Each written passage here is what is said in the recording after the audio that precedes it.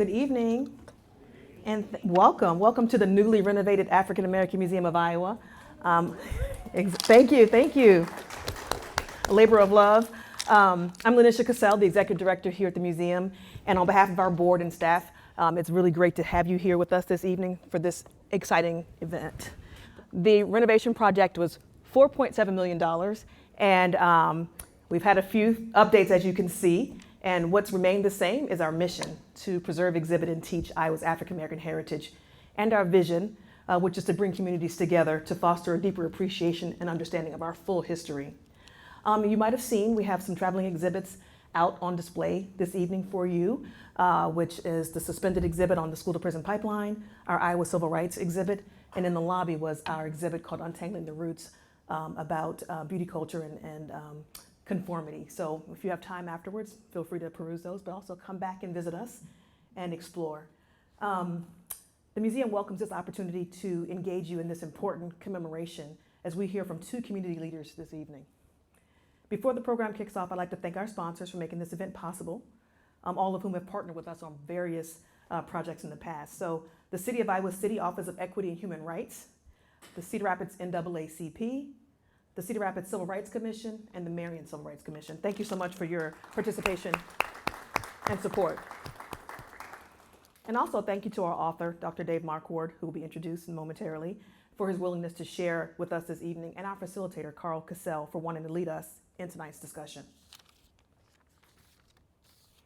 You might have noticed we are recording this program this evening for future sharing. Restrooms and water fountain, you pass them on the way in. Feel free to take advantage of all the amenities. Refreshments are here. Feel free to get up at your leisure and partake. You might have gotten an index card when you came in. If you have questions and you didn't pick up one, or you have additional questions, I'll be here to pass those out. You don't have to put your name on there, but you can. If we don't get to all of the questions, Dr. Markward said he wants to follow up with you. So if you want to have that opportunity, please include your email address on your card. And then immediately following the discussion, you may purchase a copy of the book. Dr. Markward will be selling them and autographing them for you. All right, so without further ado, it brings me great pleasure to introduce our facilitator for tonight's Thoughtful Author Talk. Carl Cassell was born in Monrovia, Liberia, and grew up in Cedar Rapids. A true West Sider, he graduated from Jefferson High School, where he is a Hall of Famer. After graduating from Iowa State University, he ventured off to the East Coast for several years, returning with a wife, and ready to make a big impact. Having successfully led Jane Boyd Community House, the Cedar Rapids Civil Rights Commission, and Horizons, a Family Service Alliance, Carl launched an executive recruiting firm aimed at securing C-suite professionals of color in more local and national roles, understanding the importance of representation. Carl currently enjoys sharing some of his passions through his YouTube channel, Perhaps Today TV, and is a published author. Carl has been recognized with more accolades than I can count, and has served our community in a number of significant ways over the last 20 years. He currently lends his time, talents, and treasures on the boards of Waypoint Services, Collins Community Credit Union, as a moderator for Ethical Perspectives on the News, and as the board chair for Lynn County Public Health. Of course, the most important aspects of his life are his deep-rooted faith, spending time with his family, and making a difference in our community. So join me in welcoming Carl Cassell as our book facilitator for this evening. Thank you. Good evening. And I want to first thank the African American Museum and my lovely wife and the staff for the platform that they've given us this evening to discuss this important piece of work, and in celebration of the passing of the 1964 Civil Rights Act by Congress on July 2nd, 1964. Dr. David Markward, we are so very appreciative of your leadership of the Cedar Rapids Community School District, and now your voice in raising awareness of the history of this country and the hopeful future that we know is possible if we're willing to take a hard examination of the past. Finally, I want to thank each of you for being here tonight to participate in this lively discussion. Let's make it that. And hope you have questions here at the end. Those of you who will watch this recording, please share and consider your role in moving this discussion forward. Now, for a bit of housekeeping, before I introduce Dr. Markward, please put your phones on silent, please.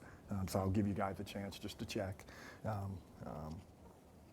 So as not to disrupt this event. And now I'm going to introduce Dr. Markward.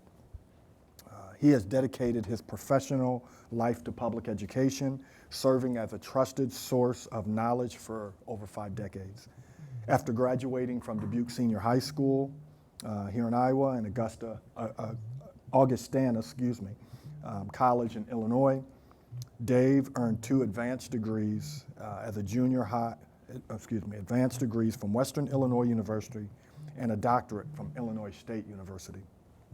He started his career as a junior high school science teacher, then served as a coach, principal, school district superintendent, college instructor, and educational consultant. His first book, Free the Teachers, A Guide to Joyful Teaching and Learning, is dedicated to productive education reform.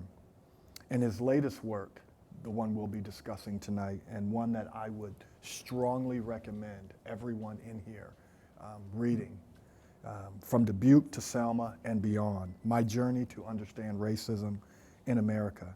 Dave delves into the complex world of racism. His memoir is a testament to his unwavering belief in humanity and the power of education to affect change. So with that, Dr. Dave Markward.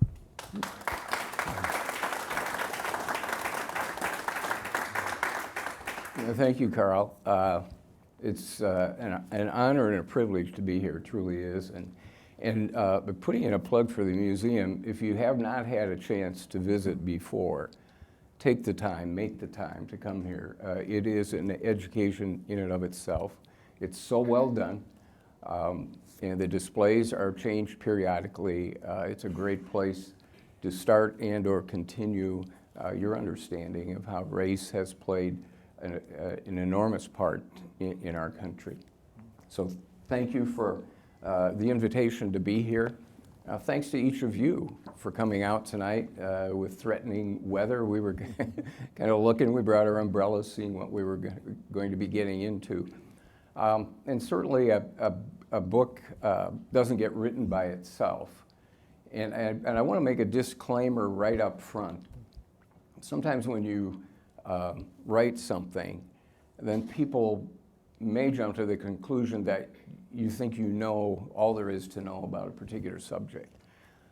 When I started, when I came out of Dubuque, I knew about this much about race relations in our country. As I worked and socialized and got to meet people, I knew maybe about that much. And then during the 6 years that I worked on the book, I expanded that a little bit more. So I want to make it clear, this is a journey. You know, I haven't gotten there. I have a long way to go personally. And one of the things I do with the book is invite you to come along on that journey. It's a book of questions for you, questions for all of us. So I want to make that clear. Also, before it went off to the publisher, before I sent the manuscript off, there were 6 people who looked at every word more than once. My 2 older brothers, Ed and Randy, and those of you who have older siblings, I was going to say particularly brothers, but maybe just brothers and or sisters.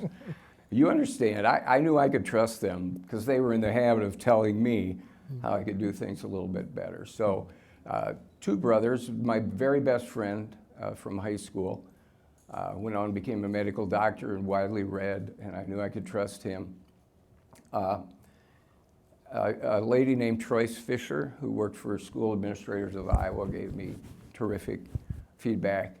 A guy by the name of Rick Nelson, who taught advanced placement, civics and government, and constitutional law, so I knew he would keep me on the path if I were saying some things that weren't quite accurate. And then there's a lovely lady sitting right there in the front row, Sheila Lehman. And without Sheila along on this ride, there probably would, I could say without fear of contradiction, there wouldn't be a book. And Sheila was not shy at times of saying, looking me in the eye and saying, you know, Dave, I think you can do this a little bit better. So back up the stairs I would go to take another look and maybe get another resource and become a little more accurate. So, you know, the thank yous, none of us do anything by ourselves. And so I've always been hopefully a we rather than an I guy. And that's certainly the case with this book. So thank you all for being here. So I want to start with a quote from page 339 of Dave's book. And it states, "For those who may believe slavery has been the only injustice visited upon black people in this country, note that these things happened after slavery was abolished by the 13th Amendment in 1865. So you spend a considerable amount of time explaining how this fact is ignored amongst the larger populace and treated like the only injustice to African Americans, because you often hear people say, well, slavery is over, has been. Yet you not only cite historical example after example after example, but you personally interview and share your conversations from the many people that you have built relationships with over the last 50, 60 years. I must say, and I've told him probably a numerous amount of times, and others, I was personally touched by your sincerity, your thoughtful and transparent manner in which you described your journey. Most people wouldn't do that simply because it makes you look like, you know, you're still trying to grow, and most people want to act like they've already arrived. Obviously, we know you have multiple degrees. You ran the Cedar Rapids Community School District, but you are still learning and educating yourself. And so I was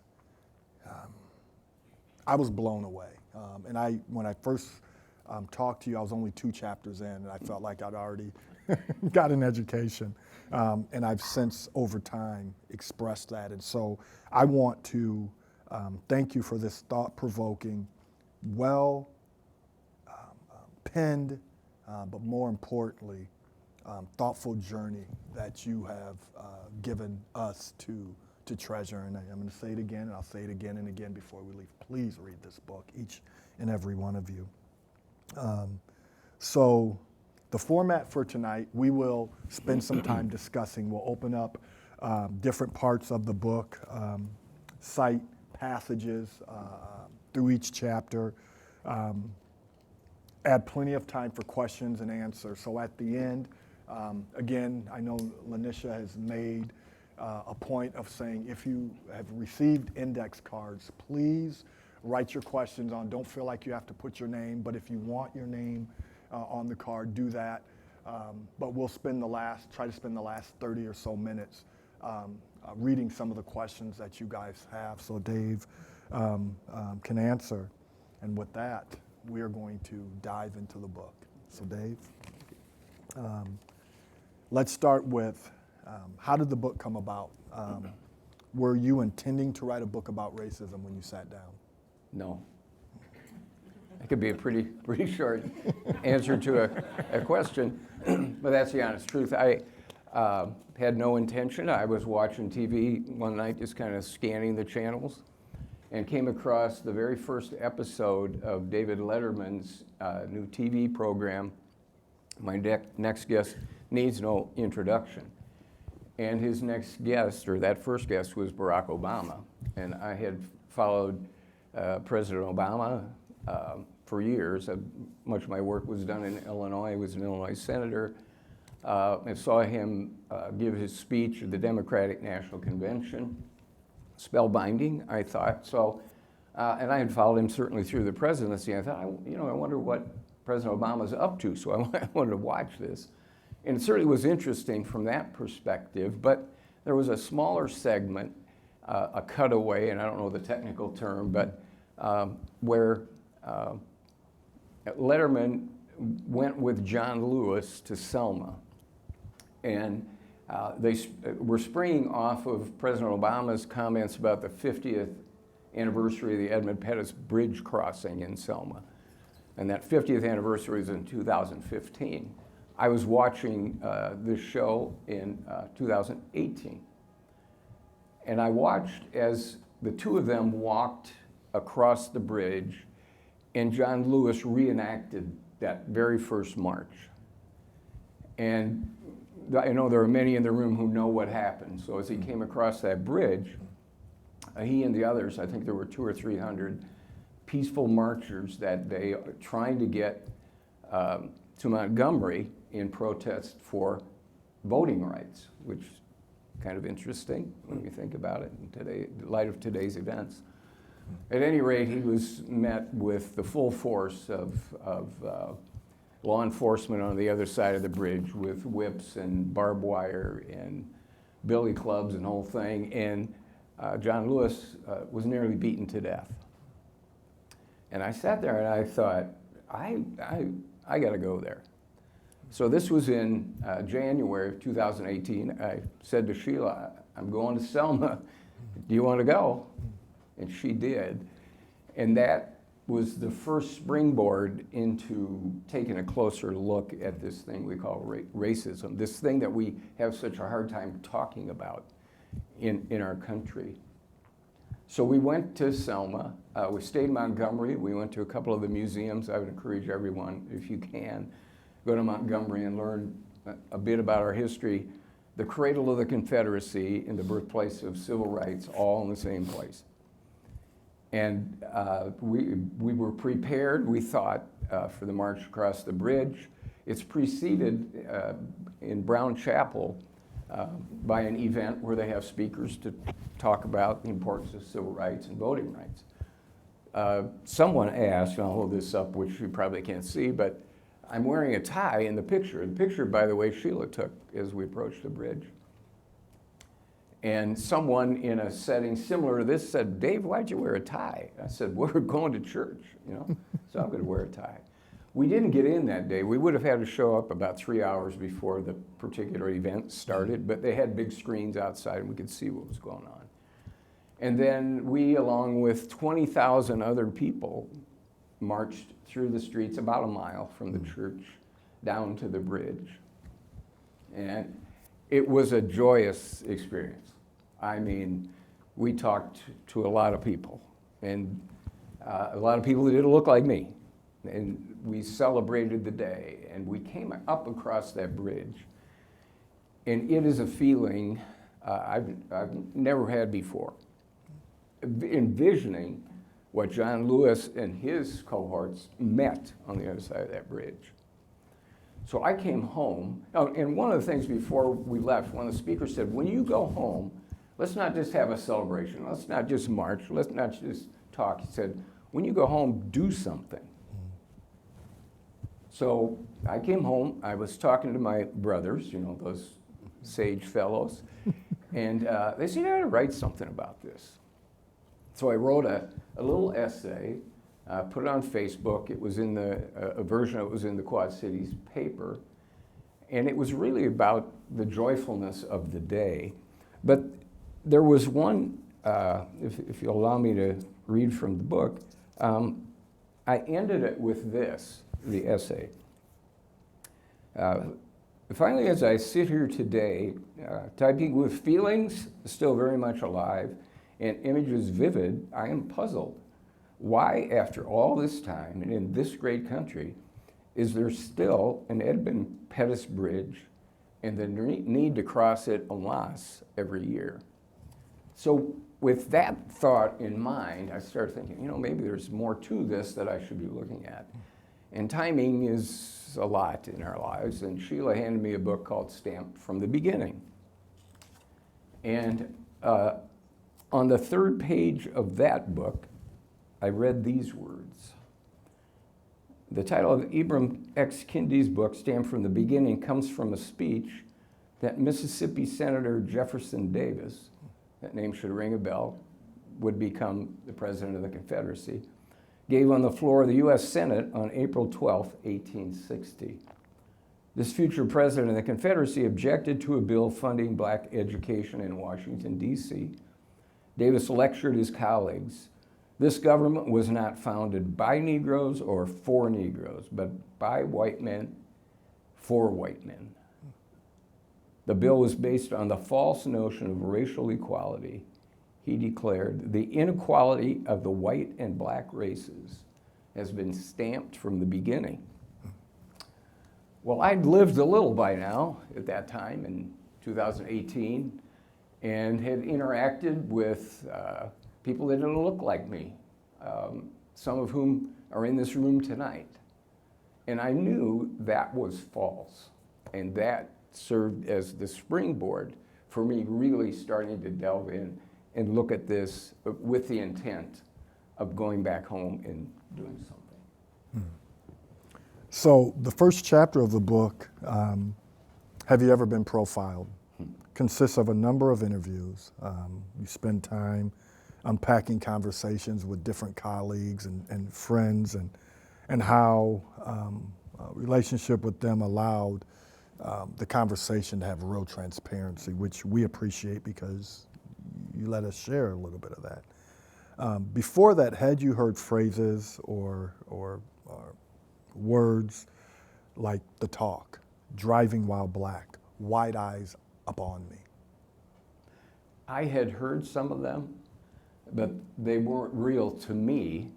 Certainly as a white person, I couldn't relate to any of those. And I knew they took place, but the difference is when you start talking to people that you know, it makes all the difference in the world. I know there's a lot of people in the room who know Slayton Townsend. And I see a lot of smiles, and that tells me you know Slayton, because he's a unique guy. And he said, when I asked him that, he said, Dr. Markward, I'm black. I asked Akwi Enji, some of you know Akwi, I asked her, and she said, let me go through my Rolodex of experiences. And so each of the 30 folks of color that I interviewed for the book all had their stories. And some of them were the same, often in a car, some in stores. I see my friend Aaron Green hiding there in the back. He told me a story about getting a receipt.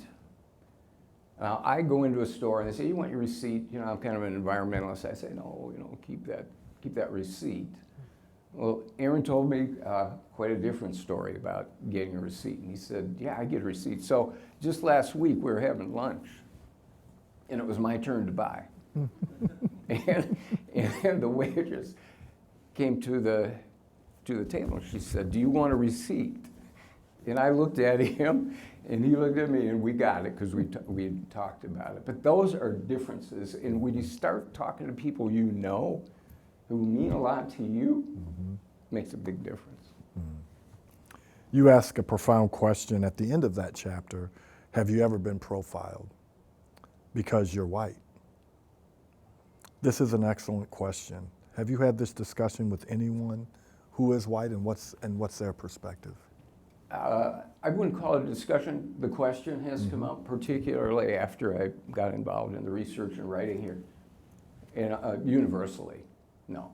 Now, we can be profiled for a number of reasons. You know, if you're the third or fourth child and you've got, you know, siblings ahead of you that were this or that in school, there are people who may jump to conclusions about you. I was doing some painting, this was several years ago. Came into the store and I had, you know, jeans on that had paint and a sloppy sweatshirt. And I was looking at some lamps. And the store owner or clerk came over and said, sir, I think you might want to look at these lamps, which were a little less expensive. So, you know, there are those kinds of you know, profiles that are done. But my guess is that each person of color gets up every day and thinks about what their day may look like because they are people of color. Now, you can all answer that. I may be wrong. I don't get up each day and say, what's going to happen to me because I'm white? I mean, and that doesn't mean that white people haven't struggled and overcome, you know, that's where it goes sometimes. Always. In that discussion. That's not minimizing that, but that's one thing that a white person, I'll speak for myself, I never think about that. And I don't think that's the case for a lot of my friends. I want to read, if I could. Please. When I started interviewing, I started with the people I knew. And then some of those people recommended other people. And so it was interesting. I got to meet people that I'd never met before. And one of them, his name is Dow Jock. Now, some of you are Hawkeye fans, I think. And you may recall the basketball player for the Hawkeyes, Peter Jock. Well, Dow is his older brother. Incredible guy. So here's what if you'll bear with me here a little bit, I'll read a little bit about Dow. Dow was born in Khartoum, Sudan. His father, a general in the People's Liberation Army, was killed during the Second Sudanese Civil War when Dow was 6 years old. Along with his mother and younger brother, he fled Sudan and made his way to America when he was 12 years old. He spoke no English. Incredibly, just 6 years later, he graduated from prestigious Roosevelt High School in Des Moines and then went on to earn a degree in philosophy at the University of Pennsylvania. By the way, that's an Ivy League school, and a master's degree from the University of London. Remember, he spoke no English when he was 12 years old. I feel like kind of a piker when I read this. After completing his degrees, he enlisted in the United States Army. He was on active duty for a year in Iraq. Upon returning, he became the company commander of his Army Reserve Unit in Des Moines. He recently completed his doctorate in education from Drake University. Well, what's that have to do with profile? This is what Dow told me. Right after returning from deployment in Iraq, I was walking down the street near my home in West Des Moines. A gentleman who was approaching me left the sidewalk and went across the street, then recrossed the street and returned to the sidewalk after I had passed. I thought, I may have given my life for you during my service to the country, and you treat me like that. It was a very low point for me. That has happened numerous times during the last couple of years. And Carl, you had started talking earlier about slavery and how some people put all that in the past. Well, there are still things that we, as human beings, should be dealing with today. And so that's part of what the work's intent is to do, open some eyes. Absolutely. So chapter 2, you ask, have you read Uncle Tom's Cabin? You state that Stacy Walker gives great advice when he says, and I love this quote, do the homework before offering opinions. You certainly did in this case. Why did you choose to include this for a chapter of the book? Can I interject something before? Plenty. This is your show. Because this is very serious stuff, but it has been a joyful experience for me. I mean, being able to interact and learn, and it's not all we smile and we laugh and we joke and we do things, right, Carl? Mm-hmm. Right. Yeah. So I'm going to go meet Stacy Walker. This is in 2021 or so. We're just coming out of COVID, so we come in. Have you had your shots? Yeah. We do that stuff. And I sit across a fairly large table from him. And those of you that know Stacy, I mean, he's like a version of Barack Obama. I mean, the man is put together. I'll put it that way. So we're sitting there, and I want to make sure that I capture every word, so I put my phone there and record, and he just knocks it out of the park. I mean, I can't wait to get out to my car and listen to it, see what he has to tell me. So I get out there, I close the door. I didn't hit the record button. So we've got about an hour and a half of Stacy. So I mentally downshifted. If you know what that term means, or if you've done it, you go numb. I mean, you could have asked me the simplest question, I couldn't have answered it. So I sat there, then I grabbed my legal pad and wrote as much as I could before. And then I called Stacy and I told him what happened. And you know him, gracious. He says, well, we'll just pick it up and we'll go back over whatever it is we need. And so we met 3 or 4 times after that and recovered what I had lost. But in terms of Uncle Tom's Cabin, I had sent him that chapter because I wanted to know what he thought. And he complimented me on the writing, which I appreciated. But here's the point about do the homework before you talk about it. There are many people who dismiss that book. And in fact, the term Uncle Tom has become one of the most derogatory terms you can ever direct at a black person. I would invite you to read the book first. Now, we're not going to get rid of that term as a disparaging term. The water's under the bridge. We're not going to get that back. But in fairness to the book and the writer and what she was trying to accomplish, I would encourage you to take a look and, as I always would, form your own opinion. But before we start talking about stuff, I think we should have an idea of what it is we're talking about. So Harriet Beecher Stowe, little lady about 5 feet tall, an abolitionist. Her father was a minister abolitionist, as were her 5 brothers. And she was writing in reaction to the Fugitive Slave Act, a federal law which, if you were even in the North, if you aided an escaped slave, if you give them shelter, if you fed them, you could be jailed and fined. So when slaves were trying to escape from the South, it wasn't just safe enough to get across the Ohio River into Cincinnati, as an example. Many of them were headed to Canada. So this little lady writes first a series of magazine articles. It's serialized, and then it comes out as 2 published volumes in 1852. Now think about this, 1852. I'm whining sometimes at my keyboard, thinking, oh, this is hard, This little lady had a pen, writing a 500-page book, probably next to a candle. And some of you may know, Tony, help me. Houghton. Tony Houghton. He has an original 2-volume set that was published in 1852. And he sent me a picture of it.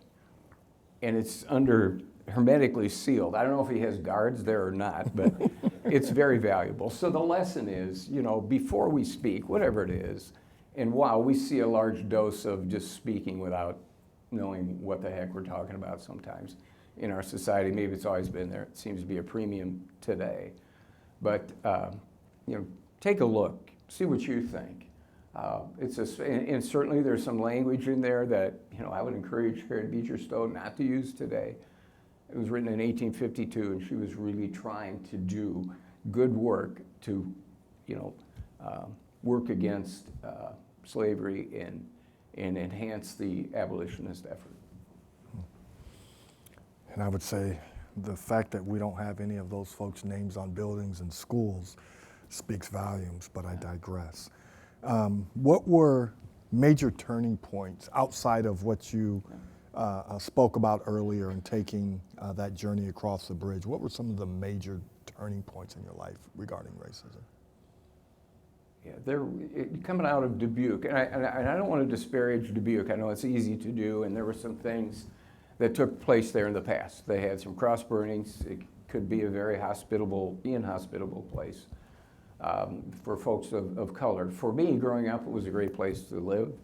I got a great education, and off I went to school. So I'm at Dubuque Senior High, 2,000 students there. By the way, Dubuque Senior High, the only school Carl Cassell scored a touchdown against when he was at Jefferson. I told him that. He hastened to tell me that. Sorry. Yeah. Okay. I'll go. It's the only touchdown I scored in my life. Yeah. So I'll go on. So in a school of 2,000, 3 grades at the time, it was before Hempstead was built. So we had a lot of kids there. There are 5 kids of color in the whole school. One was a foreign exchange student from Ethiopia, and one was a foreign exchange student from India. We had 3 other black children in the school, and they were not in our classes. So I had almost no interaction with people of color. There was no opportunity. Played sports, watched sports, they'd come into town. We were in the conference with Moline, Rock Island, Davenport, Cedar Rapids schools, so I would see these splendid athletes. Very little time to talk to them. When someone's knocking you down, you don't say, hey, how's it going? So, So I go off to college, Augustana College in Rock Island, Illinois. And the very first day, I'm walking out to the football practice field, and here's this handsome young black man, Tony Clay. And I knew Tony by name because we had played Davenport Central when I was a junior. And they play the fight song after touchdowns, you know. I knew the Davenport Central fight song by the end of the first half. I mean, they had a pretty good night against us. And so I remember Tony, and he was a wrestler, and I'd see him wrestle. Anyway, the very first day we interacted, talked to him last week, friends for 50, however many years that is, and it started to change my perspective because instead of what was being fed to me on TV and movies and cartoons were real people. And that was certainly a human turning point for me. So, what's in a name? Chapter 4 was one of my favorites. Again, you guys are going to love this book. We could talk a long time about this chapter in and of itself, but what are a couple examples that come to mind in what's in a name? And before you answer, this chapter, as I mentioned just a minute ago about some of the abolitionists not having monuments to their names, we don't know who these folks are. But Dr. Markward, what he does in this chapter in depicting some of the names that are displayed prominently all over this country, in Iowa and other places in the South, was a compelling chapter that really puts in perspective why we idolize the folks we do and make sure that their name and likeness is still in front of us. So please, delve into this. And this is not in the book, but Viola Gibson Elementary School right here in Cedar Rapids, very instrumental in helping persuade Iowa legislators to support the 1964 Civil Rights Act. So talk about timely today we're celebrating that anniversary. So right here in Cedar Rapids is a school that bears her name. So I think that's certainly worthy of a mention. Started out in Dubuque, going to Marshall Elementary School, and there's a lady sitting right here in the front rows in my kindergarten class, Carol Ricketts Pierce, who's also was a longtime teacher at Waterloo West, and was a teacher of Nicole Hannah Jones. So we're tied together in ways that sometimes, you just don't expect. So neighborhood school, and we all went home for lunch. So twice a day, I walked in and out of that school, kindergarten through 6th grade. I don't know, that's maybe 1,000 times. I had no idea who this Marshall was. It's prominent on the top of the building. It could have been Marshall Dillon, for all I knew. Some of you younger people will explain who Marshall Dillon is later. But it was named for John C. Marshall. John C. Marshall, longest serving Supreme Court Chief Justice in the history of the United States. I'm thinking, wow, I went to a school named after this guy. And he studied in law schools, his approach to the law and all that kind of thing. Well, he was also a slaveholder. Documented evidence that he had during his life about 300 slaves. Now, I'm not necessarily going to march into Dubuque, Iowa and say we should change the name of the school. But I think we should at least know the names of the institutions, the people for whom they're named, and have a study and talk about them. What's interesting, I told you about Dubuque Senior High. Well, right now, I think the overall enrollment in Dubuque public schools is about 10% minority. The school where I went, Marshall School, has about a 10% minority enrollment there now. So things can change. And I think that's one of the things that I take to heart. Certainly when we went to Montgomery, and there's a town that puts it right out there. I mean, they'll have markers at the slave markets and tell you exactly what was going on. I'd kind of like to take the statue of Jefferson Davis down. It's still outside the Capitol building. But it's for my point of view is it's for the people who live in these places should decide. And they should renew that every now and then and say, is this still what we think we're doing? I've noticed lately a lot of buildings are being named like Maple Bluff, right? Or Cedar Valley or something. So maybe we're learning a lesson. One of the most shocking to me when we were in Nashville, walking down the street, I see Forest Avenue with 2 R's. So I'm thinking, I don't know how to spell, you know. Well, it was named for Nathan Bedford Forrest, who, among other things, was a Confederate officer. He was a slave trader, made immense money trading slaves, and was the first Grand Dragon of the Ku Klux Klan. So I'm thinking, do I want to live on a street named for that guy? Again, and there's been movements to try to get that removed. By the way, he's on more markers in the state of Tennessee than any other individual. So it's kind of our history is interesting if we take a look at it. Yeah, you'll love that chapter. You consider John Lewis a true hero. And I told you this in one of our discussions. I think it was Nish's second day here at the museum. We had a chance to meet him. And that's how she was welcomed to the museum, by meeting John Lewis. But tell us about you're looking at him as a hero. I know you talk about walking across the Edmund Pettus Bridge and the reenactment of him being beat with billy clubs within an inch of his life for marching for voting rights. But why? Why for you? Yeah, there's people probably have more written about him than John Lewis, but starting at an early age, I think he was born in 1940, and then he went off to Fisk College in Nashville. And it's been said that he marched, rode, and sat for civil rights. So he marched in civil rights marches, such as the one that went across the Selma Bridge. He rode, he was one of the Freedom Riders in 1961 on the buses. That incredible bravery. And honestly, there were white and black Freedom Riders. I think of, one of the things that's helped me, I try to put myself in their place and think, how did they do this? And it wasn't like just one day. And then he sat for civil rights. And this is where she and I were walking down the street in Nashville, came across, she said, hey Dave, look, it's a Woolworth. Now, when's the last time you saw a Woolworth building? So we look and we go over and it's under some sort of construction. We look through the big plate glass windows and something caught my eye. Well, there was a little lunch counter there. And on one of the stools was a tan trench coat. And if you've seen the picture of John Lewis being beaten as he comes across the Selma Bridge, he's wearing a trench coat. And I thought, what?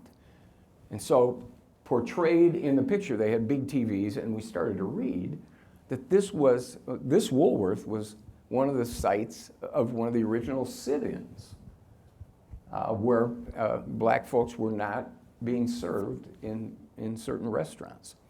So, excuse me, if I'd like to read something, because I thought, oh, you know, they go in and they sit in and they get hassled. There's a little more to it than that. Okay. And this was written by a guy named David Halberstam, who would go on to be a Pulitzer Prize winning writer. So this was in his early career. And he was there watching this and then captured it in words. For more than an hour, the hate kept building up. The hoodlums becoming increasingly bold. The Negroes never moved. First it was the usual name calling, then spitting, then cuffing, now bolder, punching, banging their heads against the counter, hitting them, stuffing cigarette butts down the backs of their collars. And as I read that, I wondered, what would I do? How long could I sit there? And would I have come back to do it again? So one of my great regrets, I'm a little bit jealous, you know, you got to meet the great man. We saw him twice. We went back to Selma in 2022 and saw John Lewis from afar, and we knew a lot more about him at that time. And I did contact his congressional office in Atlanta and in Washington in hopes that I would have hopped on a plane at a moment's notice to go meet this guy. That's in what high regard I hold him. And they responded, and then I didn't follow through. And it's, you know, and then, you know, in a short time after that, he left us. So one of my great regrets. But I just don't think there's a more heroic American, beaten over 20 times, arrested over 40 times, and never gave up the idea of peaceful protest, nonviolent protest. That's hard to do, Yeah, you know, when someone's beating on you. So yeah, he's up there. Wow, and now I get to be jealous. As a track guy, you got to meet Jesse Owens as a teenager.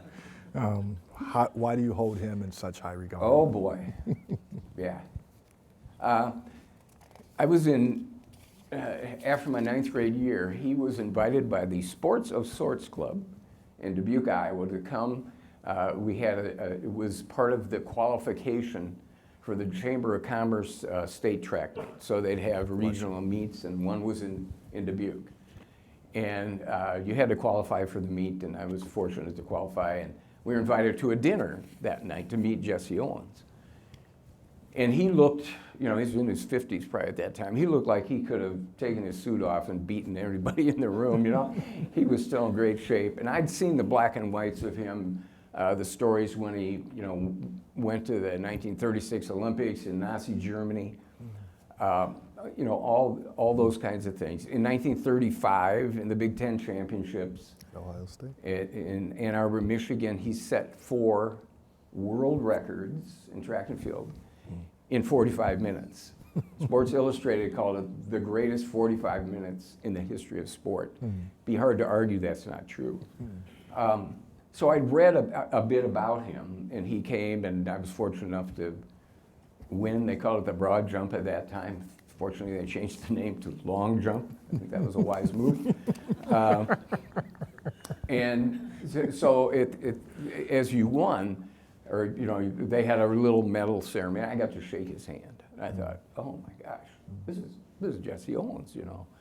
And so I followed his career, and then as I started working on the book, I delved more deeply into his life and the hardships he endured, including when he came back from the Berlin Olympics. They were feeding him at a banquet in one of the fancy New York hotels. He and his wife had to take the freight elevator up in the back of the hotel to go into the dining room. He did a lot of things to raise money. He ran, they'd have him run against horses for money. And someone said, well, you know, that's kind of undignified. But, you know, why are you doing that? He said, you can't eat 4 gold medals. And so I just became enamored with the man. And to think that, you know, I got to actually meet him was a highlight. And I think you maybe ask, I know what you'll Yeah, do please here. read that quote from page 162 and 63, please. And why he looks that up, he talks about Jesse Owens and his wife going up the freight elevator. We know in modern day, you win a gold medal, or you win a national championship, or you win an NBA championship, NFL championship, you go to meet the president. Did Jesse Owens get to meet the president after winning gold medals in Berlin, Germany? I think we all know the answer. Please. In March of 1980, I was coaching track and field at Moline High School when I received the news that, Jesse Owens had died in Tucson, Arizona at the age of 66 due to lung cancer. His life of struggle and remarkable achievements were fittingly summed up by President Jimmy Carter. The news of Jesse Owens saddens our nation. Perhaps no athlete better symbolized the human struggle against tyranny, poverty, and racial bigotry. His personal triumphs as a world-class athlete and record holder were the prelude to a career devoted to helping others. His work with youth athletics, as an unofficial ambassador overseas and a spokesman for freedom are a rich legacy to his fellow Americans. And after I read that, here's what I wrote. The black and white images of Jesse Owens I had seen on TV are now forever joined by those I personally saw in living color. He was truly a humble man whose path to the finish line in life was simultaneously swift and painfully arduous. Jesse Owens.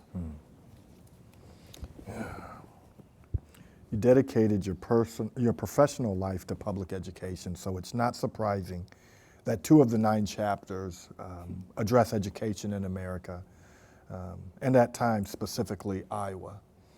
Please share a couple of examples of our history that reveal how, in your terms, America hands out its life's chances in ways that continue to perpetuate the struggle for many people of color to get an education they need and deserve in our country. That's a big question with a big answer. For most of us, education is the key to whatever we want to do and whatever we've done. I mean, it's where all this start and where we get that guidance. And to shortchange anyone is to shortchange ourselves. Heather McGee has written a book, The Sum of Us, and it's spelled S-U-M. The addition. It's not a zero-sum game. If you help someone, you're not diminished. You know, you get the joy of helping. And also, the promise that as you help that person, they at some time are going to give back. Maybe not to you. And by give back, I don't necessarily mean money. Who knows? You give a kid an opportunity, they may come up with the next great invention that saves our lives in somehow or saves the planet. So education to me is a lot of what we do. And I've always said the biggest room in the house is the room for improvement. And so we've really got to look at where we are. And when I worked with teachers, often I would say, are you satisfied with what we're doing today? And most would say no. And when you say no, that suggests that you have to go out and do things differently. And I certainly think as our nation appears to be pulling apart in all different directions, we certainly need to pull ourselves back together, make sure that the beacon of hope for all children through education exists and gives them a fair shot. Historically, more to the question, one of the biggest examples of foot dragging and turning our back on particularly people of color in this country educationally was after the passage of the Brown versus Board of Education cases in 1954 and 1955.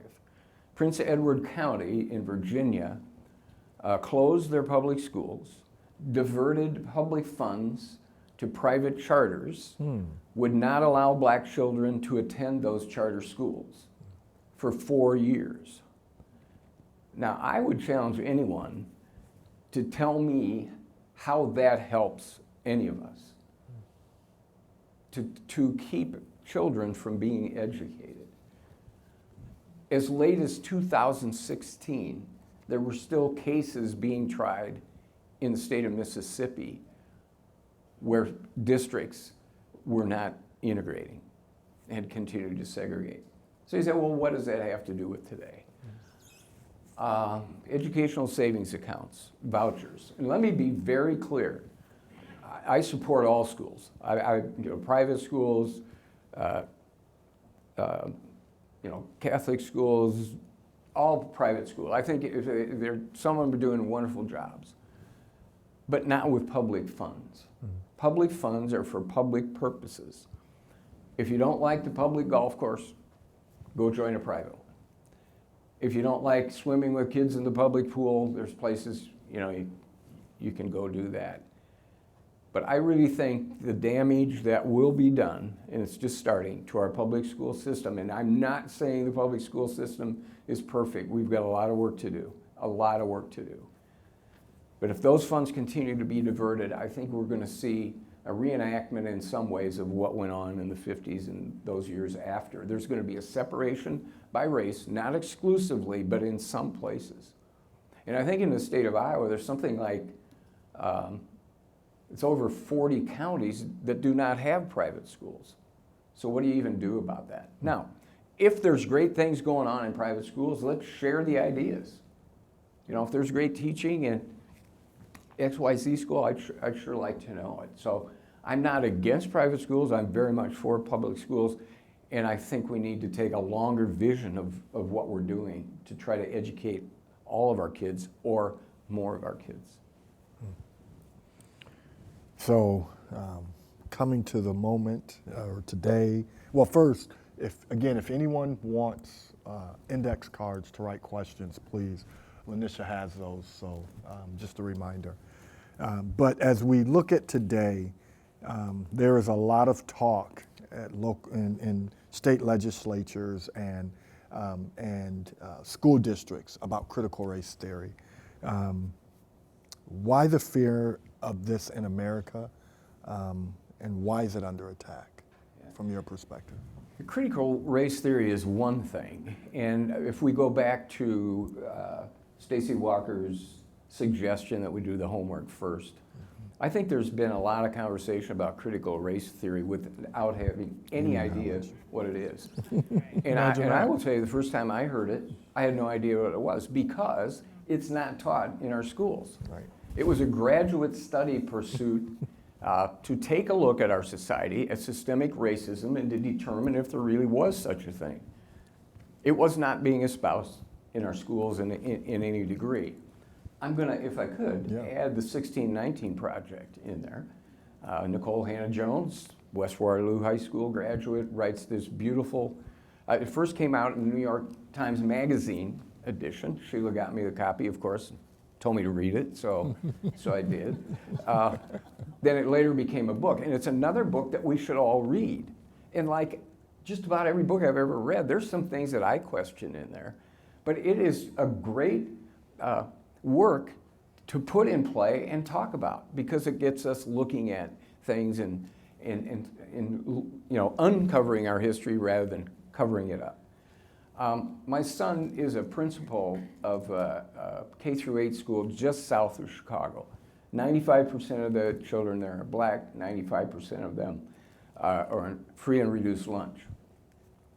When I hear about not teaching certain parts of history, I'm thinking, we can't teach those children their own history? Right. What's fair about that? I look at little Ruby Bridges. Maybe you know the story about Ruby. 8 years old in 1960. She breaks the color barrier in Louisiana as an 8-year-old going to school, escorted by marshals every day. What kind of courage is that? Right. And then, of course, the Little Rock Nine go in and the things they put up with, and then went on to do great things if given the opportunity. So, yeah, education certainly holds the key, has for me, I'll tell you that, and I think it does for most of our kids. So you say education does not exist in a vacuum. What do you mean by that? Yeah. Things like nutrition, healthcare, the conditions under which people live all contribute. So I would ask the question, I like to ask questions. Would you like children to come to school not well fed? Would you like them to come to school not having a place to do their homework or not having a home in which there are books? What we wish for our own children, we should wish for all children and work toward that end, it seems to me.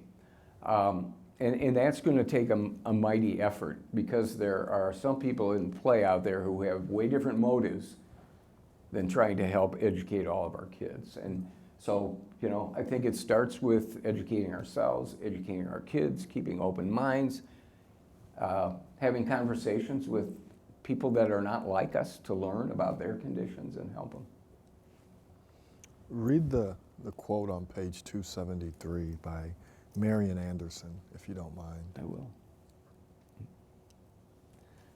And Marian Anderson was the first African American to perform in the Metropolitan Opera.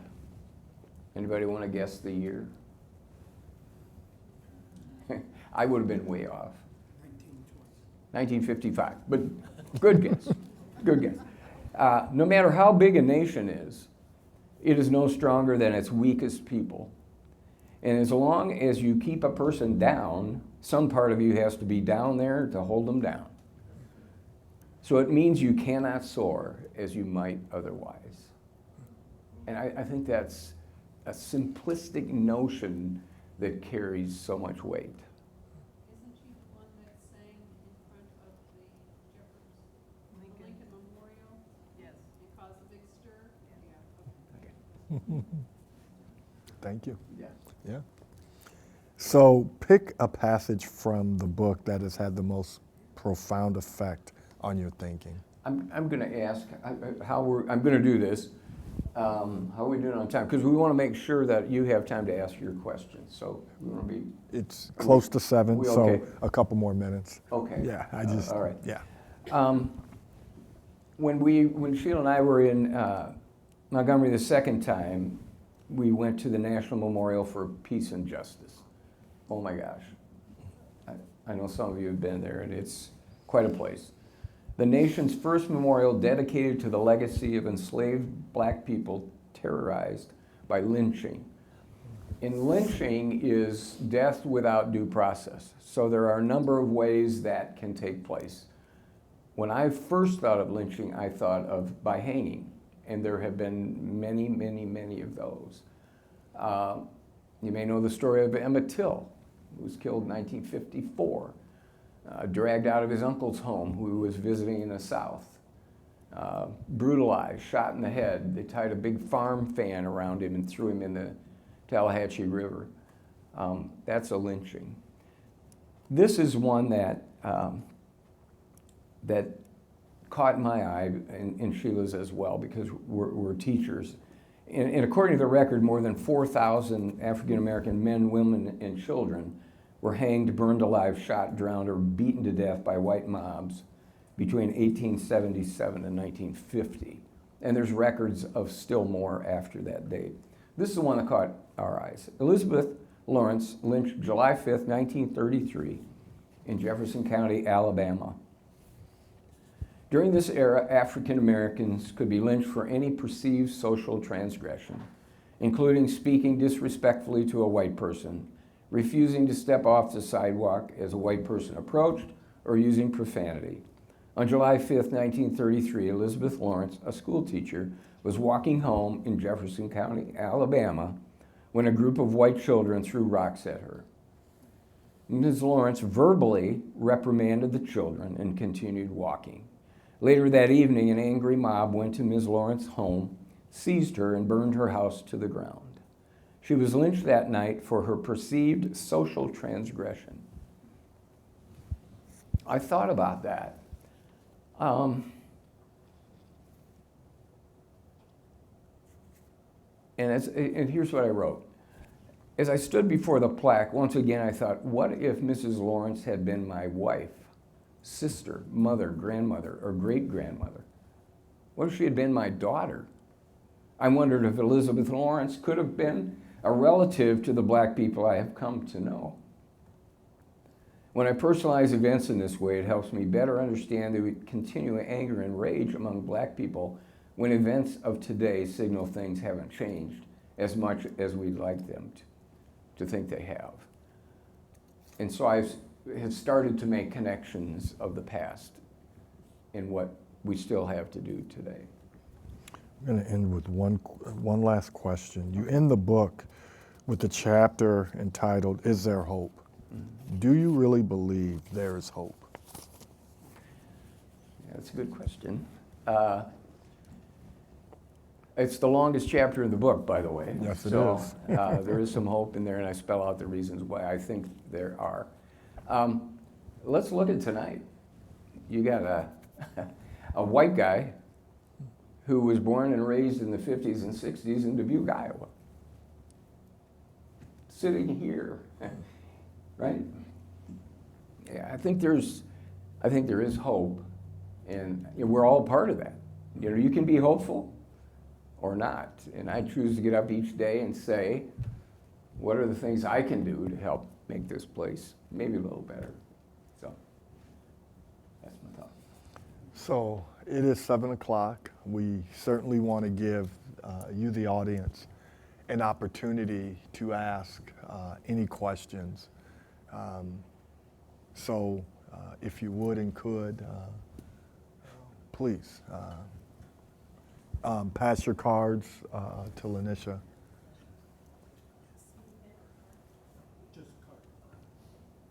And there's still time while the questions are coming to the aisle to write one down. And also, for the audience, we thank you for your time and attention tonight. Dr. Markward will certainly be available to sign copies of his book. I think are they doing that in the lobby or in here? There's a table. In here. So, and know that all the profits from this book, he will be given to the museum, which is a testament to who he is. So please feel free to spread the word, and again, as I stress, please read this book. When you were reaching out to request conversations with persons of color, how did you introduce your intentions to write this book, A White Man Writing About Race? Yeah, that's a good question, and it was on my mind. Am I, not that there's the right person, am I a right person as a white man to write about these events and share, when I've written some things that get shared within a school district or in a classroom.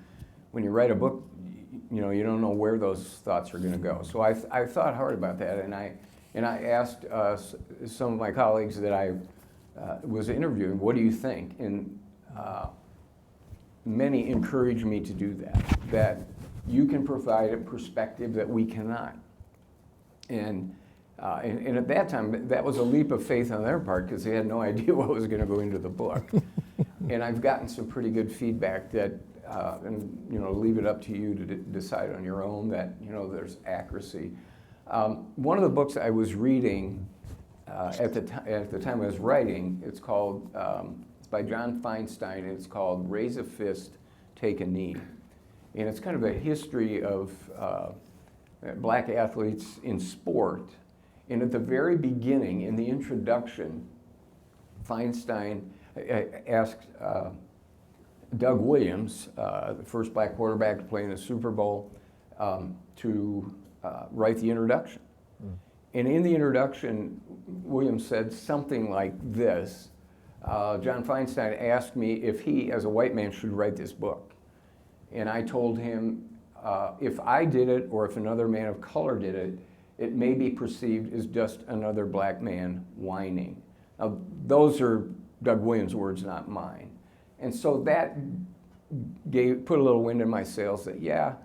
And then, again, those that I've interviewed, gave me positive feedback. And so I think it's a fair question. I'll leave it up to everyone to answer it, as they see fit. But that was kind of the reasoning behind why I continue to pursue it. And keep the questions coming because I've read through them and they're pretty good. So what now? What do you plan next to continue your journey?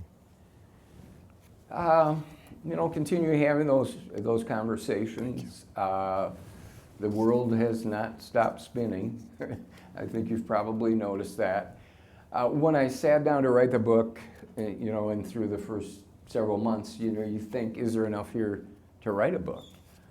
And there's less in the book than there is in my files. So there's a lot. You have to make a decision what can go in, what seems to make sense, but obviously the topic is so broad and deep that I have the intent of following that up. I truly hope it doesn't take 6 years. I've learned a few things along the way that might help move it along a little bit more quickly, but there's still many more stories to tell and a lot more work to do, that's for sure. And I believe I'll probably be doing this till I'm not doing anything any longer. No, we hope that doesn't happen anytime soon. White Christian nationalism appears to be gaining a lot of power in our country. At times it feels hopeless that we are going backwards. How do we overcome this movement? I've learned not to speak about things I don't know a lot about. So I've watched the phenomenon with questions, as I'm sure many of you have. And, I have a simple question back. When I was the superintendent at Rock Island, there was a man who would come in and we had some spirited conversations. And I noticed one day he had a bracelet on, WWJD. And I didn't know what that meant one day. And so I said, what is that on your bracelet? He said, well, that stands for what would Jesus do? And to me, that's such a real simple answer. When anybody sits down to make a decision about, a law, or how are you going to treat people, or those kinds of things, there's no better example, right? Than to ask yourself, there's no better question, what would Jesus do? And then I think more often than not, to go do that is probably the right thing to do. So I don't have a lot of technical, verbiage to push back. I see what you're talking about, Carl, and others, and I've read the same articles, and I scratch my head, and I try not to be judgmental, but I have to say that sometimes I'm thinking, how could you make this decision, or how could you do that? So those of us who feel differently have to use our voices, right, and our votes and whatever else we can do to turn that around, if that's our conviction. And here's a comment on the book, The Sum of Us. She caused the big stir. She just sang. The white audience caused the stir. Mm. Thank you for whoever wrote that. That is proper perspective. And I would say part of the white audience. Yes, absolutely. There's I'm going to digress here a little bit, but I think it was in the 80s. I'm looking at Scott and Marcia because they know all these movie things. But there was a movie, I think it was made for TV. It was called Gettysburg. And Jeff Daniels played the part of Colonel Chamberlain, who came enlisted in the Union Army, became an officer. He's from Bowdoin College in Maine. And there's a lull in the fighting, and they're sitting on a hillside. Colonel Chamberlain and his first sergeant, who appears to be, he's an Irishman by name, in flowing red hair and the big red mustache and mutton chops. So they're talking about the Civil War and what they're fighting for. And, the idea of slavery comes up. And Jeff Daniels or Colonel Chamberlain says, well, what do you think? What do you make of this? And the first sergeant said, anyone who judges the group anyone who judges the individual by a group is a peewit, meaning someone with a small brain. And that has stuck with me. We are all individuals, and we certainly belong to some groups, but we're not all the same within those groups. And so I think, treating each other as individuals. There's a quote in the book, go out and have a conversation with someone who doesn't look like you. It may change your world. And that certainly had an impact on mine. Someone said, thank you for your book. How do you use your experiences and knowledge to address immediate racism as it happens in front of you? Well, that's a really good question. And I'm probably not as effective as I should be or could be. I've gone from someone who knew better, when I learned to know better, who sometimes sat quiet and didn't, because the prevailing attitude, these are your buddies and they're saying these things. I'm more likely now.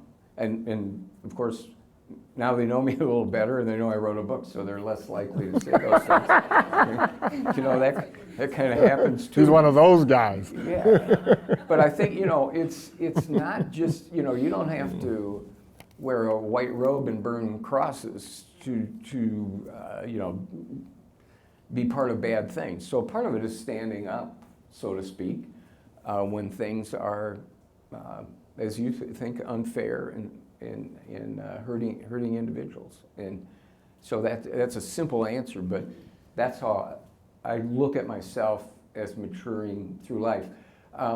Someone has said we're on a racism continuum. So when I was in Dubuque, I was what I would call an ignorant racist. I wasn't malicious. I wasn't targeting people. I wasn't saying things. But I said things out of ignorance. I think I've moved along that continuum. I'll leave others to decide. I know what's in my heart, what's in my head. And whether you get there, you know, when somebody says, I don't have a racist bone in my body, well, that's a pretty good place to start looking. Because I think as human beings, we all have some of those things that we deal with.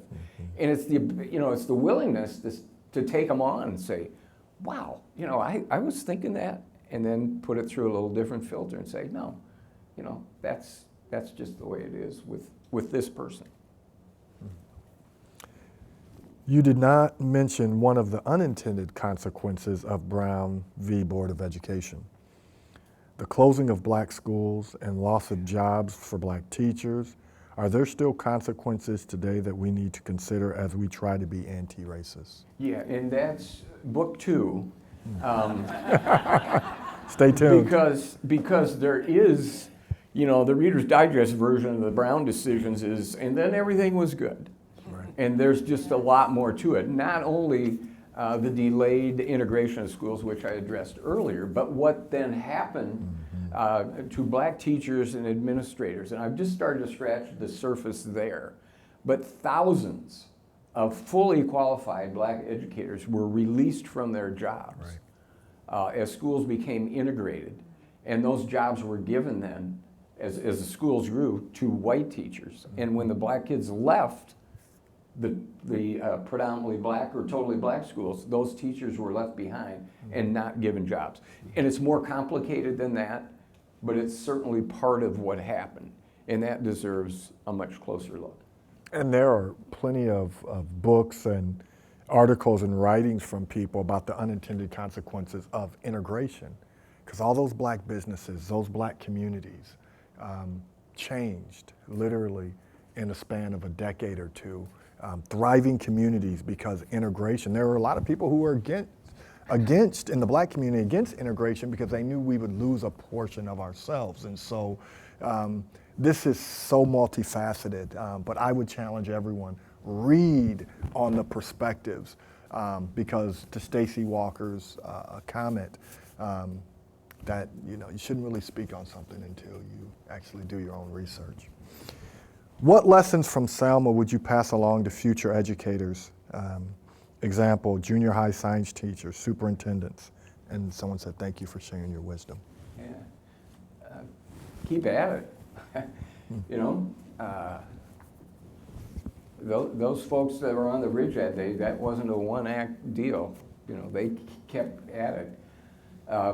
If there's anything I learned by playing football, you get knocked down, you get back up, you know, you go at it again, hopefully a little smarter, so you maybe had a little bigger gain the next time. But there's a tendency, and I may get a little far afield here, but there's a tendency with our young folks, I think, that I'm seeing, and we've created this, by the way, and I don't mean that we should create struggles for them intentionally, but we've tried to pave the way so much that I'm concerned when they first meet their struggles, are they going to be equipped to to meet them and understand, and because struggle is part of what we all do in life. And not unfair, by the way, not unfair struggles, but those things, to learn to work hard and stay at it, and you don't always get what you want, those kinds of things. So you got to mix all that into as we look at the future too. So, stay at it. What are some explicit things I can do to make change as a youth? As a youth. As a youth. The first thing is, I would tell them the same things I tell my kids, and get your homework done. There's no shortcut. It shouldn't be in school. Some kids are brilliant and don't have to do any of that stuff, but I would tell them to do that.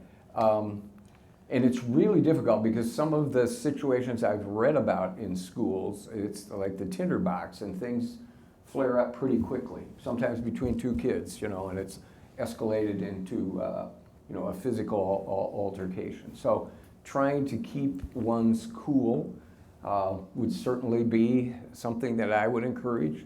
In your own way, demand fairness. Stand up when you think you're being treated unfairly.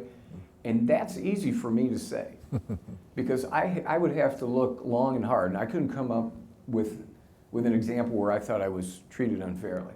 Maybe when mom and dad sent me to my room, or something like that. But in life, I've worked hard, I've gotten great opportunities. I just can't point to things where I said, I was really treated unfairly. And so it's easy for me to say that. But I think in the long run, being able to hang in there, speak up for yourself. I always told kids, part of my job, or one of the jobs, I was an assistant principal, and that was I dealt with discipline on a regular basis. And I said, you're not going to get an education by being removed from school. So what can we do? And hopefully we have understanding school people and teachers to help kids stay in school. To me, obviously as an educator, I guess, but that's really important.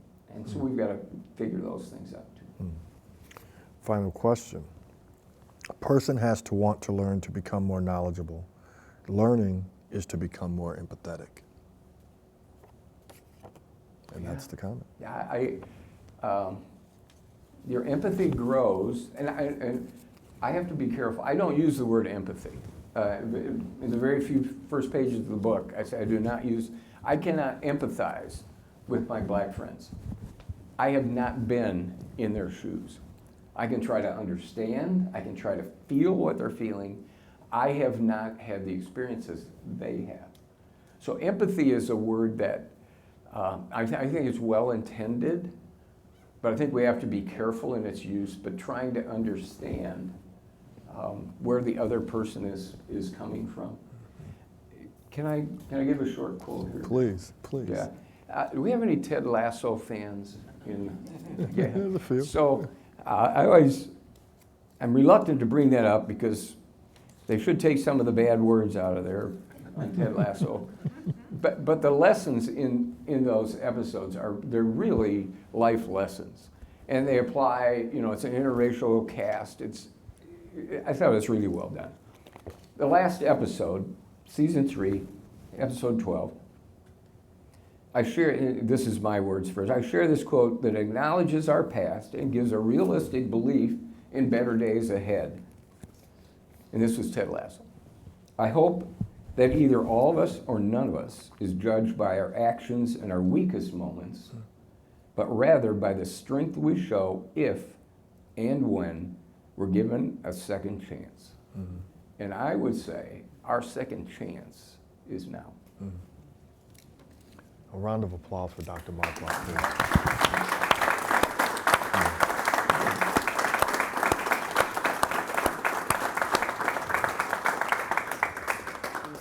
Thank you so much, everybody, for coming out. Thank you again to Dr. Markward and to Carl for this engaging conversation. I also want to acknowledge and thank again our sponsors, the City of Iowa City Office of Equity and Human Rights, the Cedar Rapids NAACP, the Cedar Rapids Civil Rights Commission, and the Marion Civil Rights Commission. And thank you all for being here. Please feel free to meet Dr. Markward at the table over there if you're interested in one of his books. And also help yourself to the refreshments. Thank you. Very good, Chris.